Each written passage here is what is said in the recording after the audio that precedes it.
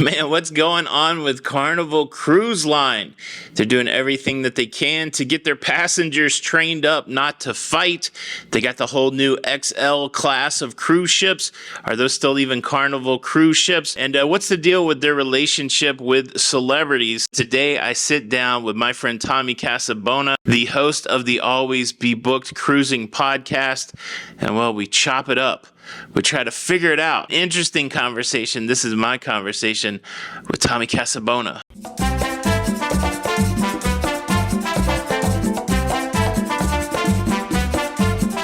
All right, so here we are with Tommy Casabona from the Always Be Booked Cruise podcast. Tommy, how are you doing, sir? Very well. How about you, sir? Down here in sunny Florida, as you know, I don't know how it is over on the West Coast, but it's not a cloud in the sky today. It's HOT, man. It's pretty warm today. I guess we're getting ready.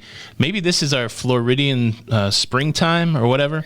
But I've walked to the car a couple times today, and the sun is beating down, and I'm like, oh, no, it's going to be pretty soon the time where I'm not even going to come out of the house during the day. How hot does it get down in southern Florida, though? Is it when does it get unbearable, or does it ever get unbearable to you? Yeah.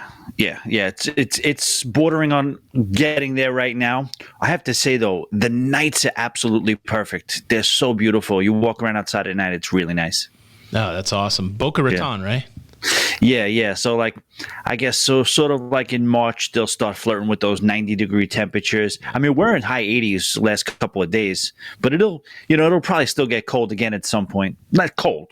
That's strong. Like maybe it's 70, 70 starts to, it is funny, like if we have a day that dips into the 50s and I start crying about it, of course all my Northeastern and Midwestern friends are basically telling me to shut up. But yeah, it's something happens when you move to Florida. I know you've spent dual time, you almost a snowbird, except you do it in bigger chunks, right? Some time in New York and then time in Florida.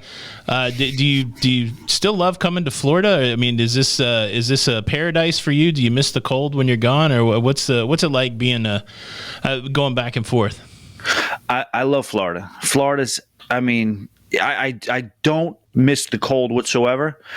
The only thing you'll miss a little bit, just being where I'm from, is just New York City. The energy of New York City does not get old. That's the only thing you really miss sometimes.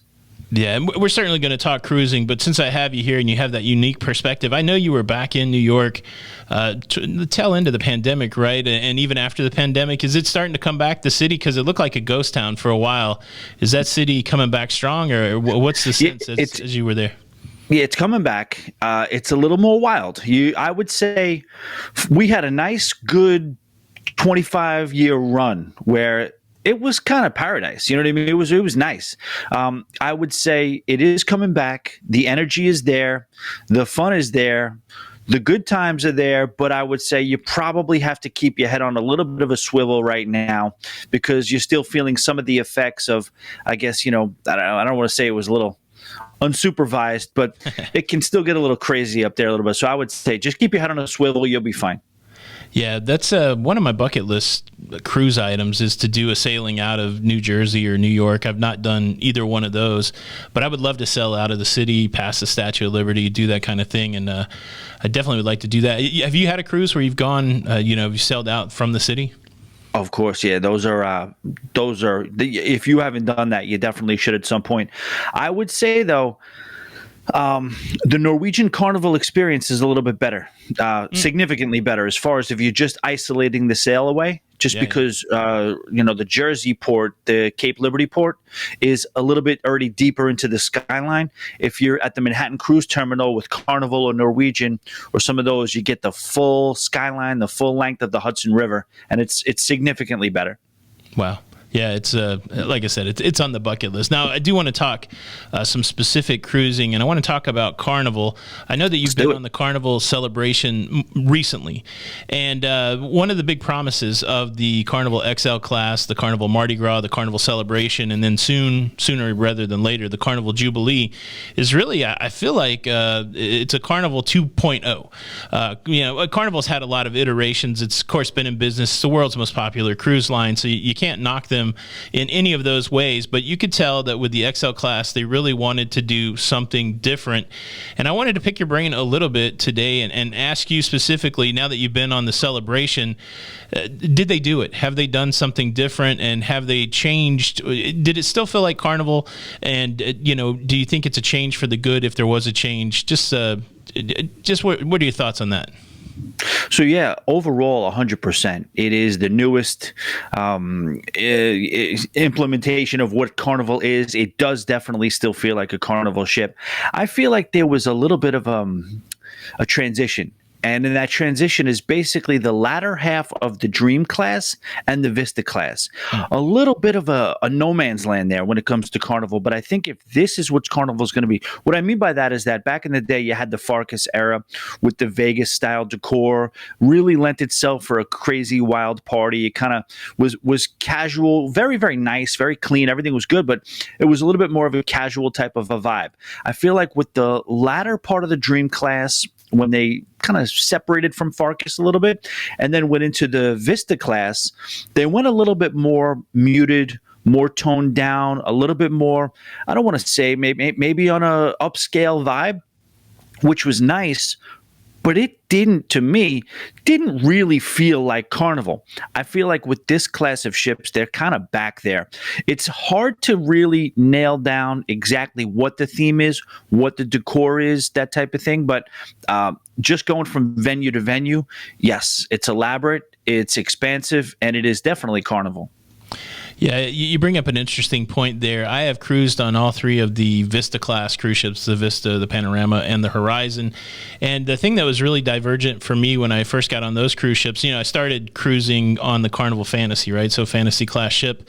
And that's a very distinct ship, those Fantasy class ships with the centralized atrium, with the atrium bar and the elevator bank, and of course the decor that you mentioned. And when we got on I think we were on the Vista first, and when we were on the Vista, it was there's no atrium there, so I completely connect with what you're saying there. It was a completely different vibe. Oddly enough, though, those are some of my favorite ships. Now, I've been on a variety of ships. I've been on the Fantasy class. I've been on the Carnival Liberty. I'm not sure what class that is at, but those ships are definitely distinct in the fact that they do have a good flow, that they do have certain decks that you can go to and get from one place to another. The one thing that kind of grabbed me about the Mardi Gras and the Celebration is the flow is kind of choppy. Like, I think in the attempt to go with more modern and to have some more open, expansive spaces, I think they ended up a little bit with a choppy flow. Do you think it's one of the more challenged flows from a Carnival perspective, or did you think it flowed well when you were bebopping around the Celebration? I had no problem with the flow. I totally get what you're saying. I do believe it's a little bit more choppy. I don't know if that's just because of where the venues are laid out, or the fact that there's just that many more venues with so many contrasting themes and different things going on within them.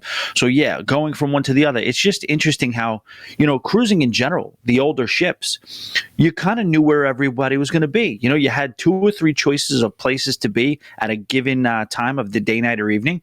But with these newer ships, there's just so much to do, so much to experience that, you could be anywhere on the ship. And I think when you talk about flow, I think that's part of it, because everybody, we flow from the dining room. Now from the dining room, we're going to flow to the show. Then from the show, we're going to flow to the piano bar and maybe into the nightclub, that type of thing, at least from a after sunset point of view. But, with this ship, I think the flow is in any different direction because you have so many different options that are now introduced that you otherwise didn't have. Yeah, I think one of the things that really kind of caught me off guard was the transition from the main theater to that Grand Central area as being the main hub for entertainment. I think it's fair to say that that is now the main hub for the entertainment. They still had shows and events, certainly game shows in the main theater, but whenever you wanted to go to the kind of big production show, I feel like that's happening more in the center of the cruise ship. And so that does make it a little weird because you do have people coming up from the after the ship, from dinner, from places to eat, and people coming from the, the forward part of the ship. What do you think about that Central Park, Grand Central area? I don't think they call it Central Park, but I think they call it two different things between the Mardi Gras and the Celebration. Celebration Central and Grand Central, I believe, is the different names between the Mardi Gras and the Celebration. What do you think about that area? Are there things you like about it, things you don't like about it? Do you think it's serving its purpose? What I love about it is the venue itself. If you just isolate the venue, it's really, really beautiful. It's modern. I like to take note of what different cruise lines do, as far as, at least from my opinion, like what it looks like they're trying to do. And it looks like they're borrowing a little bit from the 270 lounge on Royal Caribbean, and having that, interactive stuff with the moving LED screens and a lot of technology introduced to the venue. I think so. For that reason, I do like it. It's an impressive space. But yes, I do think it is a miss in terms of, well, first of all, deck, what is it? Deck 6 is the ground deck for that, right? Yes. Yeah, so deck 6, if you're not sitting in the first couple of rows, you're under a pretty low ceiling. Yeah. And when you're doing a show that features a lot of aero features and stuff like that, it's a little bit difficult. You kind of have to really, even just seeing the stage, you feel a little bit like the sight line is pretty restricted. If you're sitting in some of the further back rows on that first deck. So I think that's a little bit of a miss when it comes to design. And then the other issue I do have with it is that it's built in an atrium. And I think in the past, Carnival atriums have been sort of like a spot where impromptu parties kind of break out, little mini celebrations. And I think they kind of went with that. But maybe they went up. You could argue that they went a little too far. All right, well, people seem to like to party and have performances in the atrium. Let's go crazy with that. You know what I mean? So that's what they kind of did. And let's call it what it is. It's a segue area. You have people lined up for coffee. You have people going from one end of the ship to the other. You have people walking into that Golden Jubilee area. You have people that are not necessarily, in their mind, thinking that they have to be quiet for performance, and that creates a little bit of noise where there otherwise they wouldn't want there to be. No, absolutely. And I think your call out to 270 is great. I think Royal has done a great job on those Quantum and Quantum Plus ships doing things with multi-use spaces, 270 being one of them, the C-Plex, Sportsplex being another one. And so I think that Carnival certainly borrowed from that concept. It's really cool on Embarkation Day, that spot where the windows are all open and you're getting the natural sunlight. And you absolutely nail it there. There's a bar, I think, 2 decks above that area that has seating that looks down on the stage. There's a bar on the main floor. The coffee spot Java Blue is there. The candy store is there. To go to the bars behind it is there. And I did see that several times. The performance would be going on. The first few rows would be packed full, and those were seats that people waited for. And that was one complaint I heard coming off of that ship. Like, if you wanted to go see those shows, you had to queue up at least an hour and a half in advance, which not everybody's down with that because that runs into dinner time. And that's a long time. Like, you don't want to be in an hour and a half queue on a cruise ship. That kind of kills the whole cruising vibe. But once you got past those first few rows under that overhang that you were talking about, there would be conversations during the show. There would be people moving about. It's I think it's a challenge. I do think that that's a good spot for shows there, but it'll be interesting to see if they do anything to make that queuing better. You did mention the coffee spot, the Java Blue there. The interesting thing about that Java Blue that's different than anything else besides the XL class is they have a lot of included food. Empanadas, grab and go, tuna sandwiches, all kinds of stuff there that's included. I really think, and to me that borrows a little bit from Princess and their International Cafe. I really like what they've done there. To me, that's that they've really transformed their coffee spot into one of the better coffee spots at sea. Do you partake in any of that? Did you do any of the included food? Are you going to the... Well, let's talk about this. We're both iced coffee guys. Are you still struggling to find an iced coffee on cruise ships that don't have like a Starbucks on it? Like you're having to jump through hoops to get some sort of iced coffee? But that's a lot of questions there. But what do you think about Java Blue, and what's your iced coffee feelings? Talking about iced coffee, yes, I have a affinity for iced coffee. And what I'll say is that you just get so used to grabbing that 32-ounce large iced coffee, plastics. That's what you're used to drinking out of. And, when you have a Starbucks on board, that's what they give you. Java Blue, they want to put it in a paper cup, and then it's just a little bit of a different feel. It doesn't quite hit the same.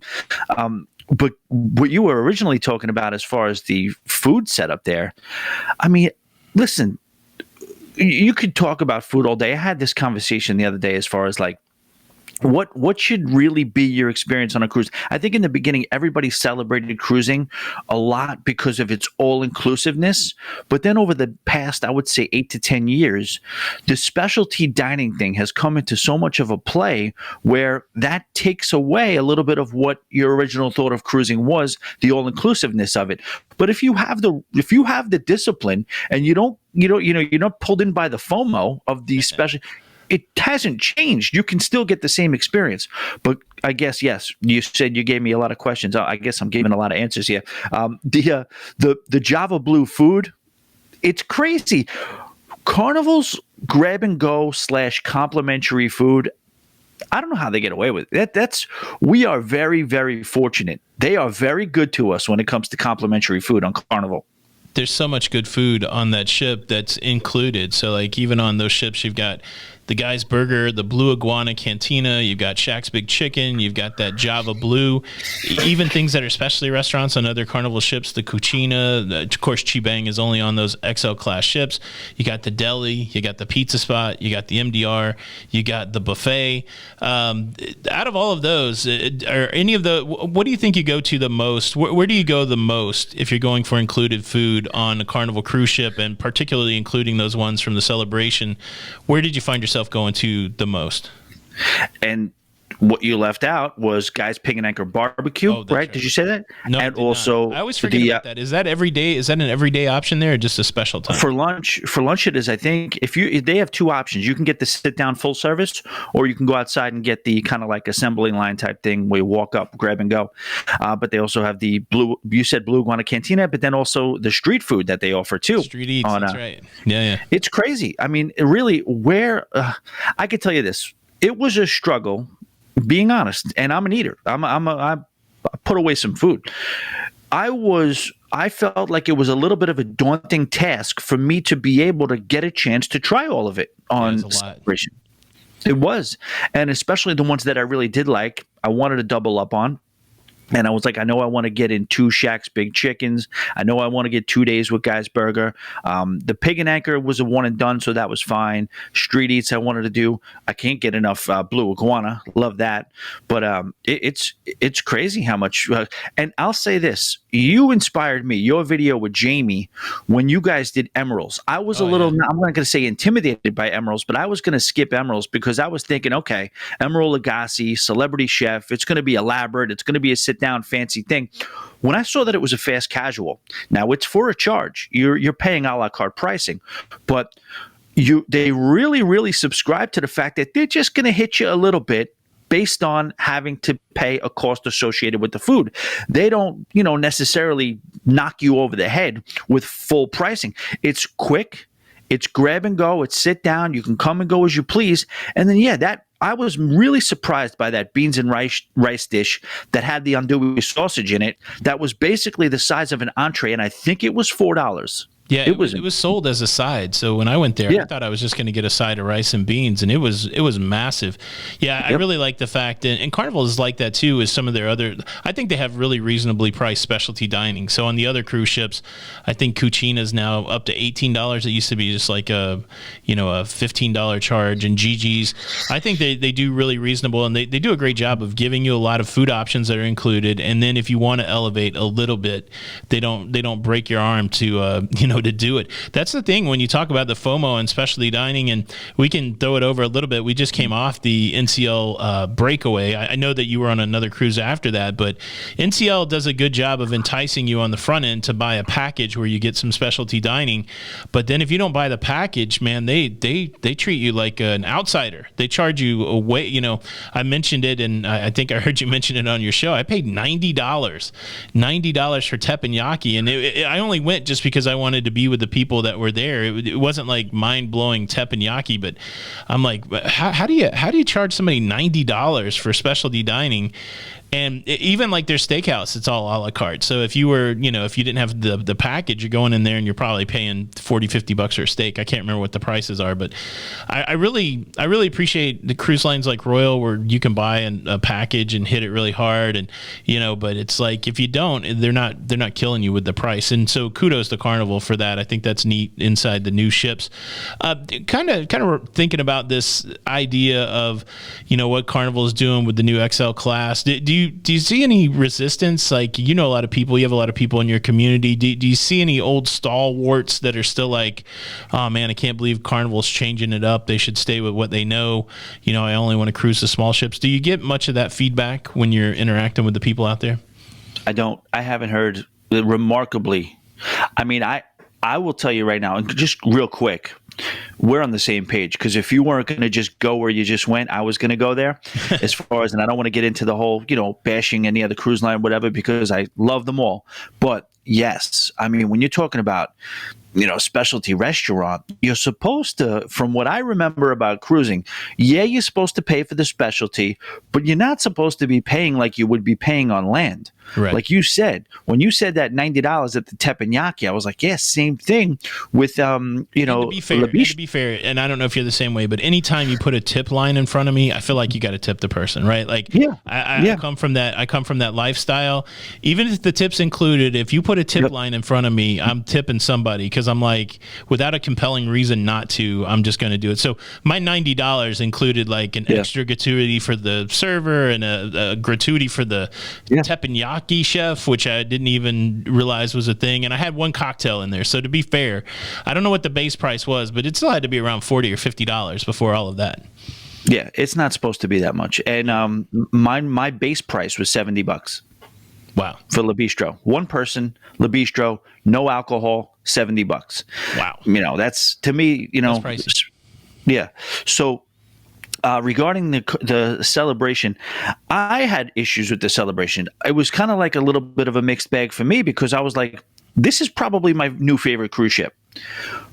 They had some issues on that ship, but the good, the fun, the stuff that they did nail, they nailed it so big that it kind of erased any of the negatives that I did have, or any of the shortcomings that I did see within the ship, like we just spoke about the main Celebration Central. But no, I don't necessarily know a ton of people who have sailed on it, but I haven't heard many complaints, no. Yeah, I like it. I mean, I think the thing that I would say about it would probably be the thing I would say about a lot of cruising right now. I get frustrated waiting in line, and but that's kind of the way it is. I mean, you can't avoid it when you get people on cruise ships and popular things that are included. Let's say like pizza and the deli, or if you're trying to get into the comedy show, or if you want a good seat at that, Grand Central. You're just going to have to wait in line. So I think most of my frustrations around that, comes from that waiting type deal. The casino is kind of crazy. I mean, it's a very big casino, but so many people play in the casino, it can get very crowded. And to make space, they've done some interesting arrangement of the table games. Like you got a craps table that's like next to the windows, and you got to squeeze in there to get in there. So there's some challenges that way.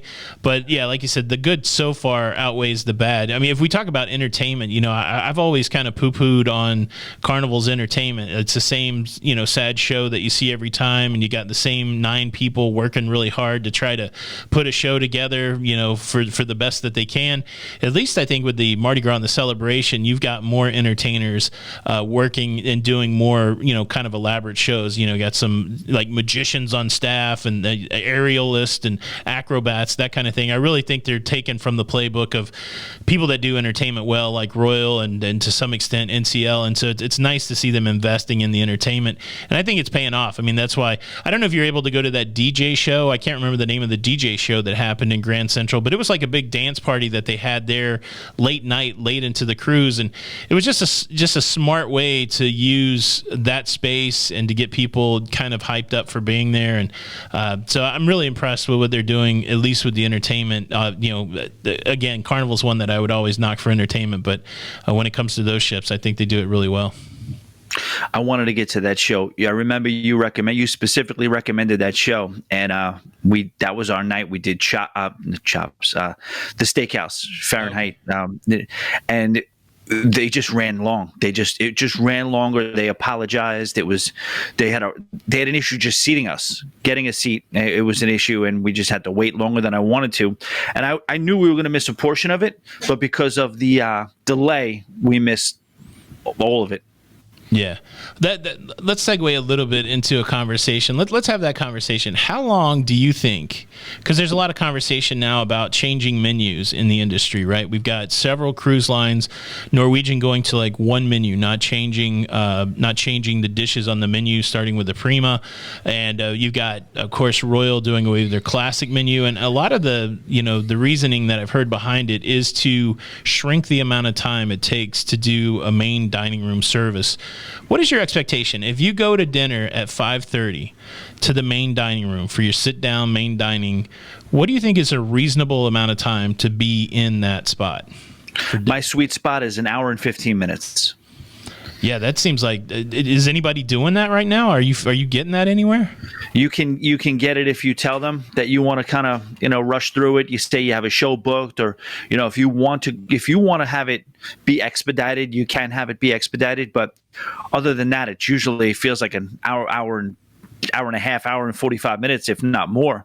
Now, if it's an elevated dining experience like the Steakhouse, they tell you up front, carve out 2 hours for the Steakhouse. Yeah. But, and that's why a lot of times I will skip the main dining room and grab something, whether it's buffet or whether it's, pig and anchor, because I just don't want to spend all that time sitting in that chair. You know what I mean? And, especially later in the cruise when they start doing their sales pitches, you know what I mean? Yeah, I'm absolutely the same way. I think I agree. If I can get an hour and 15 and get out of there, I like the main dining room. I like the idea of going and ordering off a menu. I like the idea of somebody bringing me the food opposed to going to the buffet or going, waiting in line for fast casual, that kind of thing. But I tell you what, if I have to sit 2 hours or 2.5 hours and, just staring at the wall, like wondering when the dessert's going to come or when the big gap between the appetizer and the entree, it feels tedious. And then I do start to feel like, what am I missing out on? So same like you, I do not go to the main dining room maybe as much as I did, but it's a challenge. And then some of the specialty dining where they don't quite have it together in 2 hours becomes 3 hours. I think that really makes it even more painful. It would be cool. I'm hoping that these, hopefully what they're saying with the changes in the menu do work out for a faster experience. I did read an article the other day where somebody was trying to get something different or modifications on the Royal Caribbean menu, and they were told no. I haven't seen that other than just hearsay, that kind of thing. But it's going to be interesting. What I would hate to see with all these changes, and there's a lot of changes in cruising right now. What I would hate to see is to lose some of the magic of cruising. When I went cruising the first time, the way it was sold to me is like when you go to the main dining room, you can get if you want to try 3 different dishes because you've never had them before, you can do that. They work with you, they accommodate you. It's a magical place. It's unlike any other restaurant experience. Right. You're going to go and have all these cool things happen, and there's not going to be a bill at the end. I really hope we're not losing some of that. I would hate, because I think those if we look at the intangibles at what hook people into cruising, I feel like that food experience is one of it. And it doesn't have to be about gluttony. I know a lot of naysayers for cruising, like, oh, it's just a bunch of fat people trying to trough it up or something like that. But there is a really magical experience that you don't normally get on land when it comes to the way you interact with food on a cruise ship. Do you see that in your recent cruises? Do you see any of that magic going away? Are you worried about any of these changes that are coming down that may mess with the cruise magic? It still feels the same. I can't tell you how often I've ever gotten 3 entrees. I'm sure I have, at some point. Is it a regular thing? Is it the type of thing that is going to affect my main dining room experience? Probably not. But at the same time, I just think it's just, when you start taking things away, that just sets you up for what you're going to take away, what else you're going to take away 3 months after that. You know what I mean? So it's just a little bit of a slippery slope. I don't like to see anything being taken away because, that this charge that they give you at 3% is going to be 5% in 3 months. Yeah. This charge, this offering that they were going to, like we talked about so much with the late night food. You know what I mean? You used to be able to have a few different late night options when it comes to food. Now it's pretty much down to room service across the board with most cruise lines. And service for it just, they get in the habit of taking things away. And where does it stop? Right. No, absolutely. And this is another thing. When I was thinking about talking to you, I wanted to ask you this. So you see a lot of pushback when it comes to these changes. Do you think that the cruise line they've got some sort of calculation that says, okay, we're going to make a change. Maybe we lose 1% of the people. Maybe we lose 5% of the people, but we're going to continue to market on the front end, and we're going to get new people in, and we're going to, some of the people aren't going to come back, but we're going to get more people coming than coming back. Do you think they're conscious of all of that? Like, do you think they know there's a naysayer quotient out there that, people are going to be upset with change? That's the way change works, right? For everything. We know people are going to be upset with the change, but the rewards that they're getting, whether financially or through efficiency, whatever they want to say, do you think? I guess they got to think that the juice is worth the squeeze. Do you think people are going to walk away from cruising from these changes, or do you think they're just going to be upset about them but continue to book? I think the cruise lines will continue to try to get away with what they can, right? I think they're in a unique position right now because we know financially, they're in a little bit of an unprecedented situation when it comes to costs that are, it's just they're trying to dig out of this hole. So they're really trying to get creative. So I think you're going to see them take some chances. I do think some people will walk away, but what I do think also is that they're pretty responsive. Like if you see some sort of an angry mob type of mentality and a bunch of people, I think they will. That's why they're so big on the surveys. I do think that while they will continue to see what they can get away with, I don't really feel like the experience will overall change too much, especially if the feedback keeps coming. I don't know. What do you think? No, I agree. And the example that came to mind is the return of the Fun Times that happened this week on Carnival. We got the big announcement from their brand ambassador, John Heald, that the people have spoken and the beards have answered, and they've started to put the paper planner in the cabin on a daily basis, which was something that they stopped doing as they returned from the shutdown. So I think your point is well taken there that, if enough people cry out that they will make a change. I'm sure there's some things they would never change once they've made the change, but it is neat to see that flexibility. It's interesting to me because I see the way that change comes forth from the cruise lines as almost a way of conditioning their guests to prepare their guests for certain expectations, set the expectation. We had another experience with that this past week where we got the Christine Duffy video, which I feel like was exactly the set the expectation for the guest type activity. And, we followed it. You followed it. All of the misdeeds that seem to link back to Carnival Cruises over the last few months, particularly around fighting. And then, of course, there's a ton of commentary out there about how much Carnival cruise ships smell like weed. And so I think that video is a direct response to that. When you watch that video, did you feel scolded, or did you feel like this is just something they had to do so that they can set the tone going forward?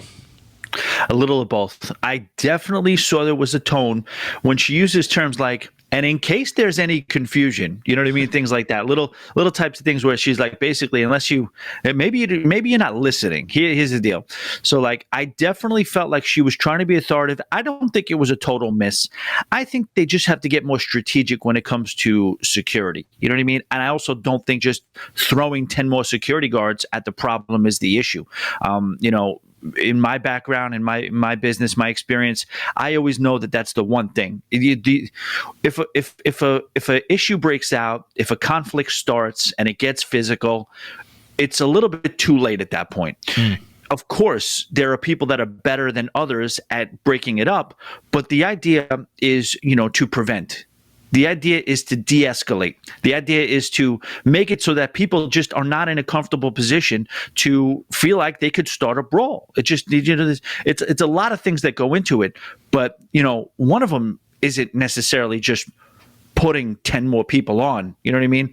Security people a lot of times feel like they have to earn money that's coming to them. So a lot of times, and I'm not saying all of them, but some of them have that feeling like when a fight breaks out or something, oh, it's go time. This is my time to shine. You know what I mean? Yeah. And that type of mentality, you have to have a de-escalation mentality. So I think what she said was important. I'm okay with all the stuff. I'm okay with all that stuff. I understand Carnival is a discount cruise line. When you have your prices that, at least for the most part, are lower than every other cruise line, it's going to get a little wild. It's going to happen. So you have to take some measures to prevent it. I think you'll see it more on the older ships. And like you said, the whole theme being comparing the older ships to the newer ships. I think you'll see it more on the older ships than you will on the newer ships, just because of mentality. The broken windows theory. When things seem to be more well-maintained, people are less apt to kind of get out of pocket a little bit. Whereas the older ships, they kind of invite that type of mentality. Hey, look, the whole ship looks like a nightclub, Let's get it going. And what happens in nightclubs at around 2 a.m.? Yeah, that's the thing. As you were talking there, that's the thing I was thinking about. It's like, how do you de-escalate in all those places? We've seen fights on the pool deck, right? We've seen fights at the nightclub. We've seen fights in the corridors. It's like, and the question that I asked when I was talking about it when the announcement came out was, there was no hard message in there about alcohol, and how much of the fighting do you think could be attributed to alcohol? And so I wonder if that data really exists out there. Like for every fight, were they going, okay, well, this person was obviously intoxicated, or if this was just an aggressive person kind of thing. And it's so funny because somebody asked me the other day in a comment on one of the videos, are there any cruise ships out there without alcohol? And the answer to me is no. Like I don't know of any cruise ships that don't have a bar or sell alcohol. And so to me, there's such a relationship between cruising and alcohol. Not everybody partakes, but it is a place where a lot of drinking can happen. Do you think that, at the end of the day, how is this really going to impact customers? Like, you got this video out there, you've got all the language in the cruise contract, you've got the code of conduct. This actually gives the cruise line some teeth to ban somebody or to, restrain somebody, to put them off the cruise ship. At least they probably prevent themselves from being sued for doing those things. Now that this is, a lot of times in business, you've got to have something documented before you write somebody up or before you take action against somebody. To me, I saw that as a little bit of that. But do you think there's any deterrent out there? Like, is there going to have to be some major news stories where some person gets banned from cruising? Maybe this will be a deterrent. Or again, it's a tough problem to tackle, because they do, the Carnival values their guest. Every cruise line values their guest, and so it's you don't want to push anybody away, but at the same time, you've got to get the behavior that you need so that everybody feels safe on a cruise ship. I think what she did was effective. I think what the cruise line did was effective. Is it going to be the end all and be all of solutions? Absolutely not. But I do think that, they saw a problem. They're addressing the problem, and they're going to try, because ultimately this is going to hurt them. They are a party cruise line, but they're more a family cruise line. And when those families who are really, putting a major portion of what their revenue is, when they start complaining and start dropping off, that's no good. So clearly, the other thing, and it's not just the safety, it's also the just flat out enjoyment. Of course, things get wild on Carnival at night, and a lot of people bring those speakers on board.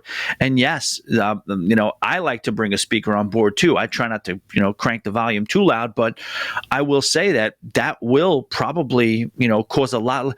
Those late night parties where people have a little bit of a block of the ship kind of portioned off, and then they're going from room to room, and the speakers are blaring and the weed is going, and then you have a family of 6 that are right across the hall.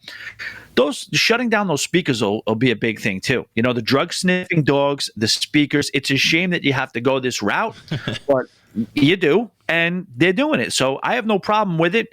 The whole, what do you think of the whole shack angle? I'm pretty sure that the shack angle, and I poked fun at it a little bit. I think the shack angle was really just to make a connection to kids. I think that was the big deal. Like, Shaq saying, be good kids. And I think Shaq's a good role model for that kind of thing. Yeah. It's almost a little bit like Thunderstruck. It's like, really, what kind of marketing are we wrapping around this? Maybe it was to add some levity to that message. Like, hey, they were being a little scolding, like, hey, we're going to sniff for your drugs and we're going to shut you down if you're out of line.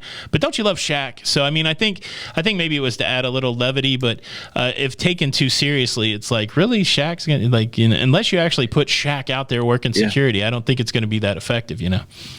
Yeah, I just thought it was a little bit of a miss too, as far as just assuming that, Shaq is going to be like the voice of, 19. Shaq is our age. Shaq is more our generation. You know what I mean? Yeah. Shaq is a law enforcement guy too. He's been an actual sheriff, and honorary or not, he's big into law enforcement.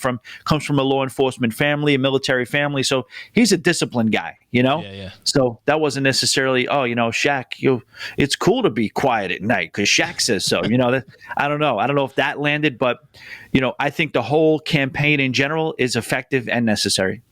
Yeah, it's going to be interesting to see if it cuts down. And the other thing is, the world that we live in, somebody sneezes funny and it's on the internet. So, it's really, Carnival is really easy to pick on. A lot of stuff happens on Carnival, but, it's interesting. I've seen aggressive people on other cruise lines also that maybe not get the same notoriety that Carnival does. So, of course, they're going to do what they need to do to take care of their business. And one of the other things they're doing to take care of their business is relationships with celebrities. You just mentioned Shaquille O'Neal. You mentioned Emerald earlier.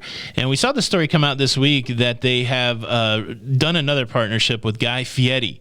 And Guy Fieri and the Red Rooster, Sammy Hagar. They're bringing on the new Santos Tequila that is a partnership between Guy Fieri and Sammy Hagar. Are you excited to see this new tequila come on board? Do you like these celebrity relationships? I've heard some pushback saying the celebrity relationship's just a waste of money. Like, why not, instead of having a partnership with Shaq and Guy and Emerald and Sammy Hagar, why not just take that money, that cost savings that you're spending on those celebrities, and put them back into the ship? Do you think those celebrity endorsements, those celebrity partnerships are helping Carnival, hurting Carnival? What do you think about the tequila? Well, in today's culture, I can tell you right now, we had a place down in Orlando. It was called the Sugar Factory. And all we did was put a wall outside as we were walking up. As you'd walk up to the restaurant, just put a bunch of celebrities on the wall. There was a line to take a picture with that wall as a backdrop, as if these celebrities were really there. So I think today, in today's culture, people gravitate so much towards celebrities that I don't think you can go wrong. So I don't know the numbers. I don't know if it makes sense, dollars and cents wise, is dollar for dollar, if it makes sense to spend that money. But I do think they're in the right direction. What is it about being a celebrity, making it to a certain level, and then having to automatically start a tequila company? I got a question. Now, I think to Sammy Hagar's credit, I think the guy really did have a passion for tequila, and I think Cabo Wabo was really well respected as a tequila, right? Like, and it eventually was sold for $100 million to I think a regular tequila manufacturer, but I'm not sure who it sold to. But but Tony, you got the name, you got the Latin flavor with the name, and when is the Lalita Loca tequila going to come out? I didn't want to break the news here, but I am working on it. A partnership with At Home Agave. It's a home tequila making kit. No, it's nice. It's interesting, and who knows? Like celebrities. I would guess that celebrities fleeting on some level, and so you're probably presented with a ton of opportunities, and maybe that's a motivator too for celebrity. If Carnival says to Guy, "Hey, you're making burgers anyways. You got restaurants on land. Here's a big check. Would you like to make a burger place on a cruise ship and have this partnership?" So who knows what the motivator is? And I was just thinking, it's pretty funny. Like, do I like those Shack chicken sandwiches because they're great chicken sandwiches, or because, like, if it was the same chicken sandwich, one branded Shack, one not branded Shack, am I going to choose the Shack one just because of Shack? Maybe. Maybe it's like, wow, that's Shack's chicken sandwich. I really like that better. Is Guy's Burger any better than the no-name burger place on, any other cruise ship? But because it says Guy's Burger on it, and you can envision in your mind Guy Fieri, does that make that burger better? I guess that's what Carnival's banking on. It would be interesting to see. I don't know how you would test the psychology of that, but how many Carnival cruisers do you run into that says, man, I love going on those ships with those Guys Burgers. I just love the Guys Burgers. And is it really that great of a burger, or is it just the whole mystique around the celebrity of Guy having a burger on a cruise ship? It's not Guy. It's just branding. Like, that's why I say Norwegian misses so much. There's no celebrity behind Blue Iguana Cantina, but you could argue that people are just as enthusiastic about that as they are about guys. That's where like Norwegian misses so much. I think they just just brand something so often. Marketing, branding, things are good because people say they're good, and put a name on it, attach a name to it, give it a little character, and it's off to the races. So I don't necessarily think it's as much guys. There is some techniques to making that burger, the pre-seasoning of the grill, the smashing of the burger, the fixings and ingredients that go with it, and the way they put the donkey sauce. Yes, it's good. You know what I mean? There's some good. The guys' burgers are good. I hate to say it. It's not. I have no. I'm not a guy, and I think the Fieri thing is the biggest controversial pronunciation thing since the K and the key. It can get crazy out there, but it's a good burger. Make no mistake. It's so funny. I looked it up yesterday because I was mentioning Guy in a video, and apparently there's a whole mythology around the way he says his own name. Like he's like, just ignore the spelling. I had another name, and Guy Fieri. That's the way I say it. And I'm like, it's not spelled like that at all. It's spelled Fieri. What the heck? And but yeah, apparently that's Guy's preference, I guess. Well, he's going for the Italian side with the mozzarella versus the mozzarella, that type of thing. So he wants it to, He also it's definitely a point of contention. He also came out hard and said that you should say K over key. So whatever Guy wants to do, I'm fine with Guy doing whatever he's doing. Speaking of Coco K, it's a lovely day, a lovely day. That song drives me bananas. But speaking of Coco K, I did stumble across this Royal Caribbean rant on Reddit where there's a guy who was playing bingo. I don't know how old the guy was, young the guy was. He was playing bingo, and during the bingo sesh, a little girl jumped up and screamed bingo, and she won the $1,800 bingo game, and he was mad. He said that the kid had a card because his parents had gotten a card for free, and that kids should not be in the bingo session screaming bingo. Now, what I surmise has happened is that the parents bought bingo cards. They were given some sort of free card.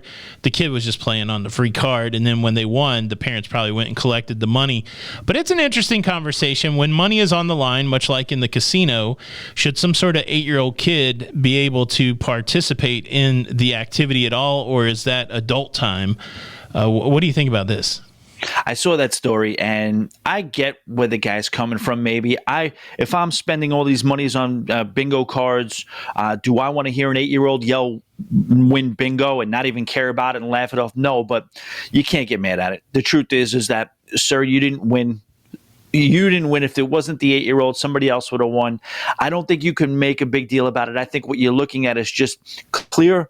And I don't think the person was that angry. I think they were kind of just like blowing off steam a little bit. You know what? Didn't you that was the one you read, right? Yeah. Yeah. They were like, rant over. You know what I mean? They were like, kind of like just, but at the same time, you don't have to even write about that. Like he was upset enough to write the post, right? Yeah, I guess so. I felt like reading between the lines, it didn't seem like it seemed like they were upset, but I think they realized at the end of the day, the bingo card was a legitimately distributed bingo card. So there's really nothing to contest here, is there? No, you just sounded like customer service. I just envisioned me going to customer service and saying, look, I was over there, I was playing bingo, and this 8-year-old kid won the $1,800, and I would like my $69 in bingo cards back, and that would have been your answer, right? It was a legitimate bingo card. That was awesome. Yeah. I'm assuming that customer service has probably had that kind of. Do you think customer service has ever had to have to do a bingo explanation to somebody?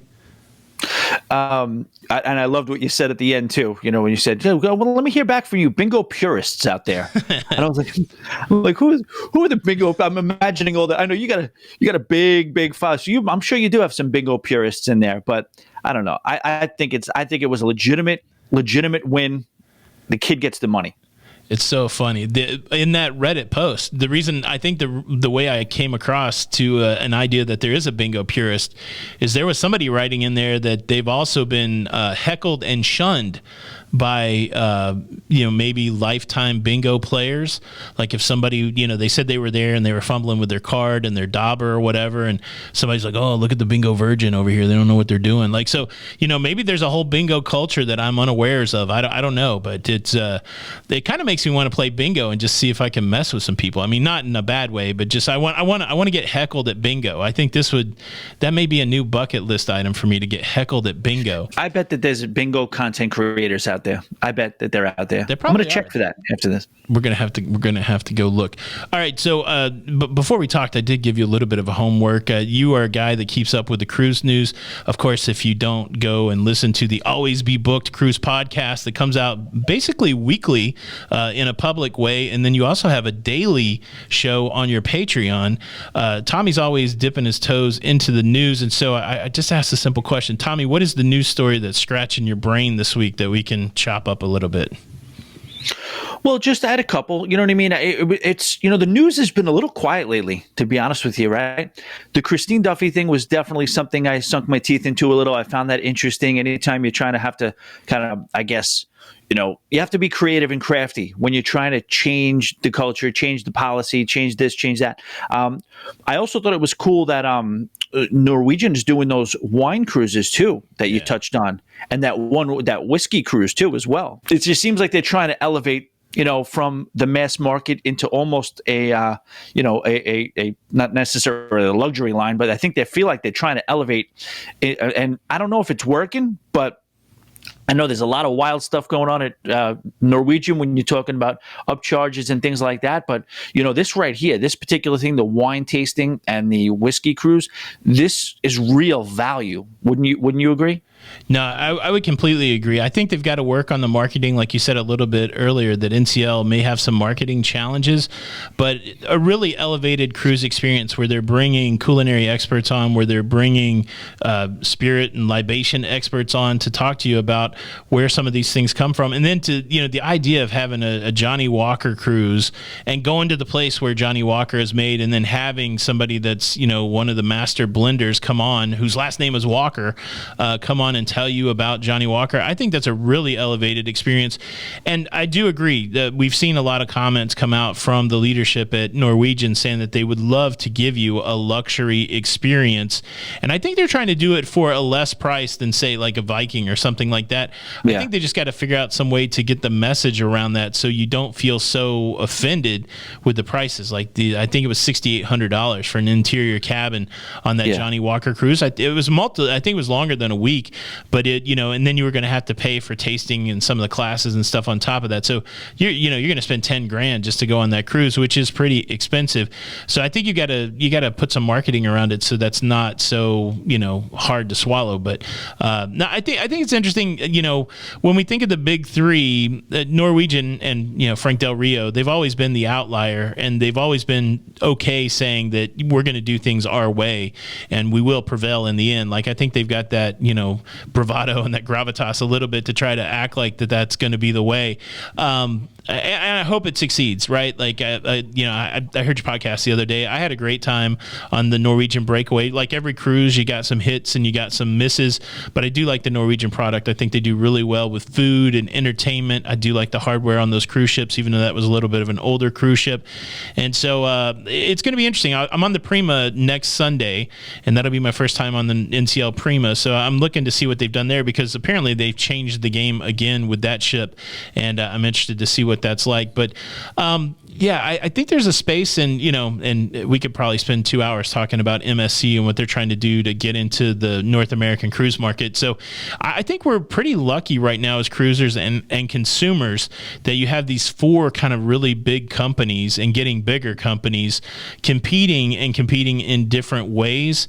And so I think Norwegian will probably win the day and definitely win some cruisers over, of course, with their Haven product, and then also with doing some of these themed cruises.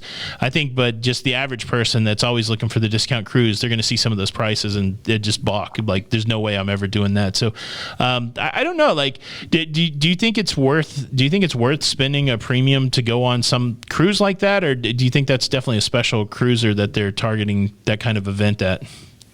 It's a good question and an interesting one, because I got a chance after the Vloggers cruise. as many people know, I got in my car and drove to Miami, and I got right on the amplified Freedom of the Seas. And that, when you get a chance to do something like that, it's pretty unique in that, you're pitting basically two cruise ships that are sort of like in the same class across cruise lines against each other. And I got to say, that round went to Royal Caribbean. So as far as the experience, if you have to pay a little bit more, what I'll say is yes, but make it worth it. Again, we overuse the term nickel and dime, but when we go into a restaurant and we get a bill for a base of bill for $70, it's a little off-putting. You're charging me more for the cruise in general. You're restricting what I can get from the beverage package. You're not delivering on things that you say you're going to deliver, like 24-hour restaurants. I'm still a little, I'm still managing that. Yeah. But and then you go to and then you got to listen to. No offense, but you have to listen to the upper brass kind of brag about the fact that we're going to charge more. We're a luxury line. We're going to get more from don't come to us if you're looking for a discount, basically. Yeah. And then you go on Royal Caribbean, and then I don't know, there was just a much more welcoming, comfortable. I felt like I was back home. And I'm not the biggest Royal Caribbean cruise line is my favorite cruise line. I like Royal Caribbean, but when I got on the Freedom of the Seas, the minute I got into that atrium and started walking around a Royal Caribbean ship and just experiencing everything that was the Royal Caribbean experience, I was like, you know what? These past 2 weeks, Royal Caribbean won this round, hands down. That's really interesting. Yeah. Again, I think it's about marketing, and the wild thing is our access to information. So a lot of that language of how we're going to extract more money from the customers, it comes in the context of like earnings calls and messages to stockholders and those kind of things, just to try to, I guess, to undergird the stock and to keep the investors comfortable with the fact of what they're doing. But yeah, they do have to realize that those messages don't exist in a vacuum, and everybody doesn't. They can't expect the people to contextualize them. And so 100% agree with you there. If you're going to come out and say, look, we're going to be high end and we're going to charge the price for it, then you better come away with a good feeling. That's interesting. I think that's cool that you were able to go back to back and that see exactly what that was like. We're going to do it too. Once we get off the Prima, we're going to go on another cruise from a different cruise line, kind of a secret anniversary cruise. But it'll be interesting when we come back to talk about the differences in those two cruise lines. Tommy, man, always good to talk to you. Anything else on your mind? Anything else you want to talk about today? No, Tony, excited that you're getting back into podcasting. That's a good, I don't know when they're going to launch officially, but that's going to be a or so every week. And, the more content that comes from La Lita Loca, I'm one of these people out there that are just a big fan. So thanks for having me on, and I had a good time, man. I appreciate it. I feel exactly the same way. The man who's more consistent than me at podcasting, way more consistent, Tommy Casabona there. Make sure you go check out the Always Be Booked Cruise podcast, wherever you get your podcast. And man, you've been banging out some really nice cruise videos when it comes to giving people a lot of information about cruise ship tours and cruise ship reviews. And so make sure you guys go check out the Always Be Booked YouTube channel also. And on Instagram, I don't know anybody else more devoted to the Instagram reel and killing it. And so go check out Tommy. Tommy, thank you so much for being here today. And thanks for helping with a little motivation to get a podcast out. I sure do appreciate it. Thanks, Tony. There you go. We covered a lot. Always interesting conversations with Tommy. And he did allude to it. Haven't been doing much podcasting. This podcast has been on hiatus. But certainly would like to get in this space some more. Did you enjoy the podcast today? If so, please go leave a review on Apple Podcasts or anywhere that you can say that this was good or bad. If you want to see the video presentation of this podcast, it's over on the La Lita Loca Cruising Podcast YouTube channel. Comments are open there. Please go and leave a comment. Or if you want to send me some feedback directly, you can send me an email, tony@lalitoloca.com. Fun fact, I'm just about 9 hours from jumping on that NCL Prima cruise that we talked about in the podcast. It is almost cruise day. And so, I hope you guys are having as great a time as I am, because I'm getting ready to do the thing I love the most, and that's cruising, baby. Thank you so much for joining us today. This is Tony for the La Lita Loca Cruise Podcast. And until the next time, we'll see you on the Lido. Bye.